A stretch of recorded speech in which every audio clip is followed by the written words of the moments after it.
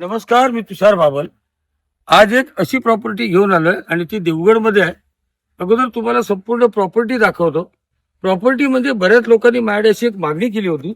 चला तुम्हाला हळूहळू प्रॉपर्टी दाखवता दाखवता बोलतो की साहेब आम्हाला चिरेबंदी कंपाऊंड असणारं घर पाहिजे. साहेब आम्हाला असं घर पाहिजे ज्याच्यात 4 खोपडी असतील, 4 कलमाची नारळाची झाडं असतील. ते घर डांबरी रोड टच असेल. त्याचप्रमाणे त्याच्यात विशेष नारळाची झाडं असतील, 4 कलमाची झाडं असतील, पेरू वगैरे अशी अजून 4-5 झाडं असतील.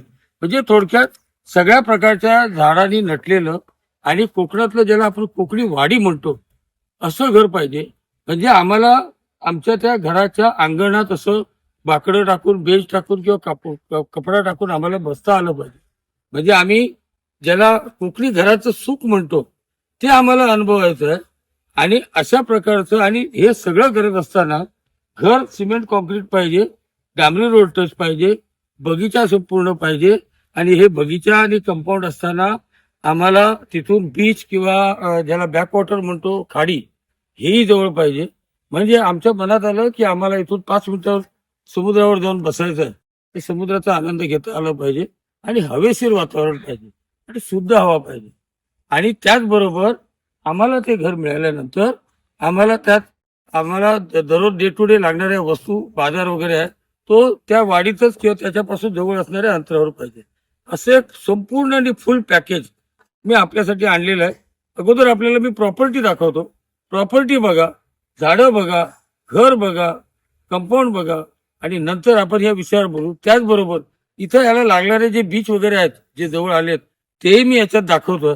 म्हणजे तुमच्या लक्षात येईल की आपण ह्या घरात राहिल्यानंतर आपल्याला काय काय सुख मिळणार आहे, कसं मिळणार आहे.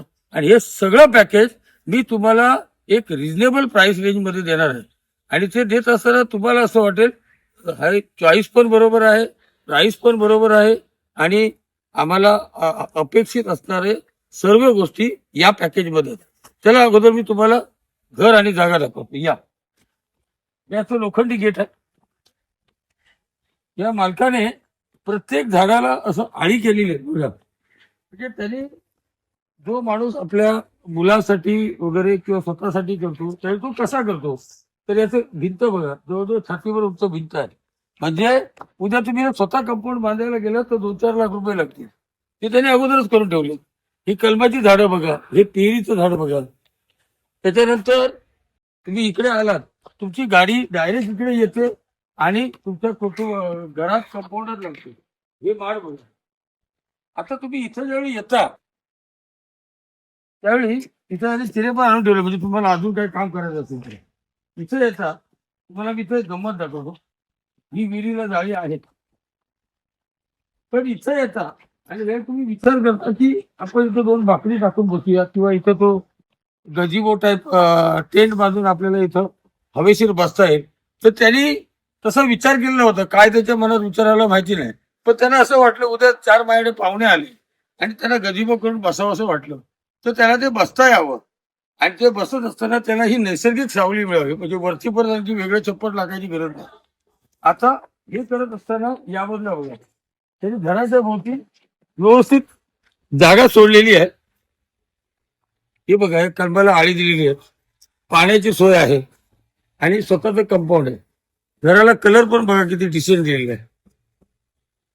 आपण अगोदर घर बघून घ्या, मग नंतर तुम्हाला याची प्राइस किती, बाजारभाव काय आहे, काय काय सगळ्याबद्दल मी तुम्हाला सांगतो. त्याला तुम्हाला आतून मी घर दाखवतो.